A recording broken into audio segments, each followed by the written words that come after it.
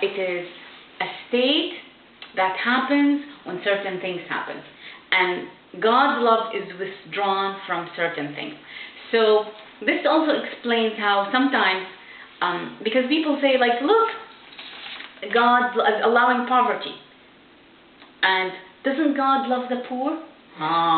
So we're confusing things here. So according to the Quranic text, it is fascinating to look at this. So now we are learning that God doesn't love the unjust and the oppressors and those who transgress the rights of others. So God allows poverty. This doesn't mean God loves those who are causing poverty or the condition of poverty. You see how this like clarifies what God is allowing war. But God says does not love transgression. Yeah. So you see, we start to understand, because like we confuse all these issues. We say, oh, if there is some people who don't want to believe in God, they say, if there's God, why God is allowing war and sickness and poverty and all these violations? But that and denial. Yeah, and that is the agreement, is that God will allow us to do all these things. It doesn't mean He loves that. So then we start to understand that God will allow me to do sometimes horrible things, but God doesn't love it. Just the fact that He allows it doesn't mean that God, because in the Quran we're told that even the prophets were persecuted and harmed and even killed. Does God love that? And He allowed the people of Quraysh to harm the Prophet Muhammad. Yeah, He gives freedom. us choice. He gives us choice. Yeah, it's a free world. It's a free universe. So if God doesn't love the actions, that doesn't mean He doesn't love the person. Exactly. Okay. That's different. So you That's see, different. here we are looking at qualities. And that's why we started with the idea of self that's not defined. Self is in a state of perfection, always, the way it's created. But it goes this way, and that's why it says, قَدْ أَفْلَحَ مَنْ زَكَّاهَا وَقَدْ خَابَ مَنْ دَسَّاهَا. Successful are the ones who purify it, and failing are the ones who tarnish it. So it's not necessarily the state of the self at its primordial origin. So God actually, we are told that God is one of His attributes is al-wadud, which is the highest level of love. That's always coming through. One of the verses that I like also to discuss the issue of love, that God's love is always coming through. God's light is always coming through. And the Quran, when it discusses the idea of shadow, dark shadows, it says, don't you see how we extend the shadow and we have made the sun our evidence of it? And then we retract the shadow back.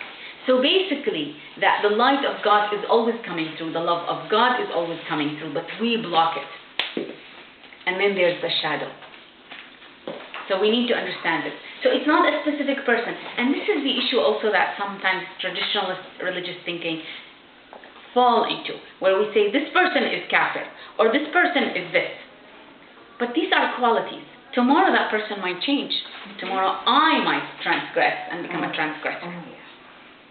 So it's not somebody is a stamp of identity that this person is this. We are a combination of so many tendencies every day.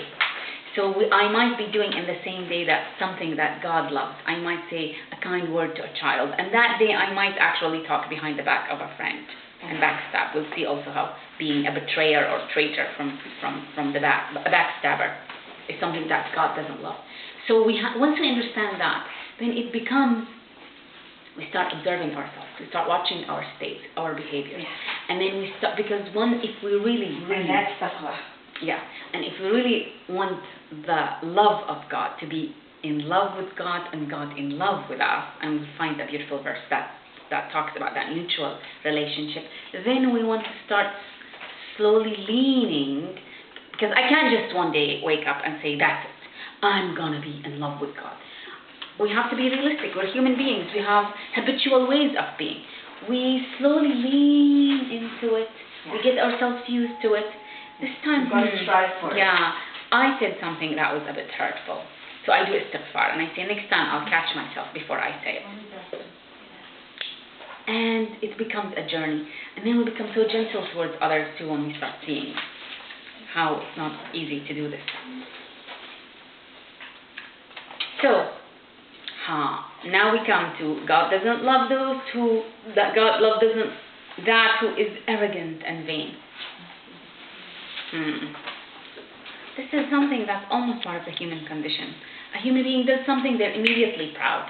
They immediately think, I am smarter, I have more money, I'm more educated, my son is taller than that. Always. And Satan was kicked out of paradise because he said, I'm better than Adam. And God said to him, ليس لك أن تستكبر فيها. You don't get to enlarge yourself or to take pride in yourself. اخرج إنك من الصاغرين. Exit from here, depart from here, for you shall be among the belittled ones. So it's almost that when you enlarge yourself, literally in istikbar, arrogance in Arabic comes from the verb to make oneself bigger. Takabbur. Takabbur. Akbar. We say akbar is bigger. So istikbar is when I am pretending to be bigger than I am. And then immediately God says to Shaitan, to Satan, when he made himself bigger, God said, you will be belittled. So when we make ourselves bigger, we are immediately belittled. So this idea of like, the moment you think, Ana khayrun min, because he said to God, he said, I shall not bow to this creature. You have created him from mud and created me from fire. And that is a great symbolic story. The moment we think we are better than another human being, and we're always doing this, we're always thinking we are better or less, compare. The moment we do that, we are stepping out of God's grace. God doesn't love that. And it does create tension in the heart. But if you think like that, it's not a sin. But if you act on that, then it is a sin. Yes.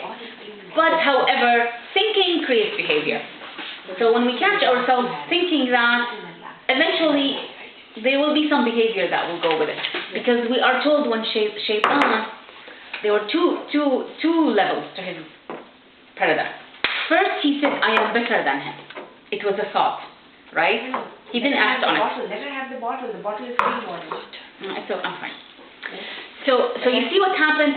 Always our thinking and behavior, the reason we need to examine our thoughts and our ideas is because they result in action. So if in Shaitan we think he didn't just disobey God. There was a reason behind it. He said, I am better than him. So that was an idea. The idea intellectually was, I am better than him. So that was the idea. However, that resulted in an action. He said, there no way on my dead body I will bow to that creature from mud. So if I, inside my heart, I think I am better than somebody else, immediately there will be subtle actions following that. So that's why we have to watch ourselves and our thoughts and our beliefs. Because generally our actions are almost unconscious behaviors over our beliefs. So this is extremely also important, and it's interconnected with the rest of the Quranic text. That's why I brought the story of Shaitan. Can I stop you for a second?